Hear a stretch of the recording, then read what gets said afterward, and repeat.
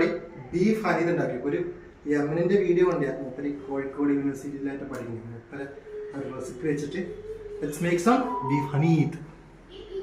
ജീരക പൗഡർ, മല്ലി പൗഡർ, മഞ്ഞൾ, അതുപോലെ തന്നെ ഉപ്പ് ഒക്കെ ഇട്ടിട്ട് നല്ലോണം മിക്സ് ചെയ്തിട്ട് ഇതിനെ ബട്ടർ പേപ്പറിലും ഫോയിൽ പേപ്പറിലും കൂടെ ചുറ്റി വെക്കുക.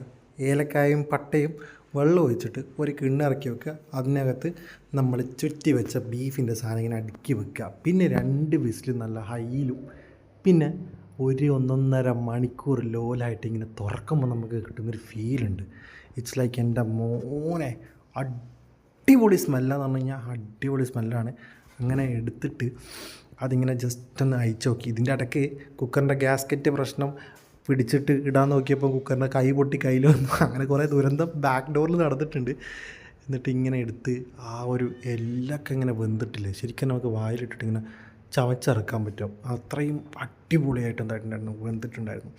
കഴിച്ച് നോക്കി അസാധ്യ ടേസ്റ്റാണ്.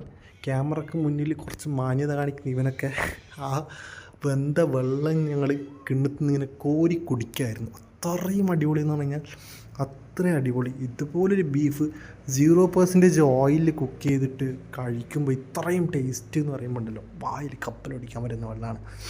ബീഫ് കിട്ടുന്ന സീസണാണിപ്പോൾ, ബലിപെരുന്നാൾ കഴിഞ്ഞിട്ട്. അപ്പോൾ ട്രൈ ചെയ്ത് നോക്കുക, അടിപൊളിയാണ്. ഒരിക്കലും നഷ്ടമായിട്ട് തോന്നുക. കുറേ ജിഞ്ചറും ഗാർലിക്കും ഉള്ളിയും തക്കാളിയും ഓയിലൊക്കെ വെച്ച് ഉണ്ടാക്കുന്നതിന് പകരം ജസ്റ്റ് ട്രൈ ലൈക്ക് ദിസ്. നമ്മൾ ഓരോ കുക്കിംഗ് മെത്തേഡും ഓരോ എക്സ്പീരിയൻസ് ആയിരിക്കും. അപ്പോൾ എല്ലാവരോടും ബായ് എന്ന് പറഞ്ഞുകൊണ്ട് ബീഫിൻ്റെ സ്റ്റോക്കും കോരി കുടിച്ച് ബൈ.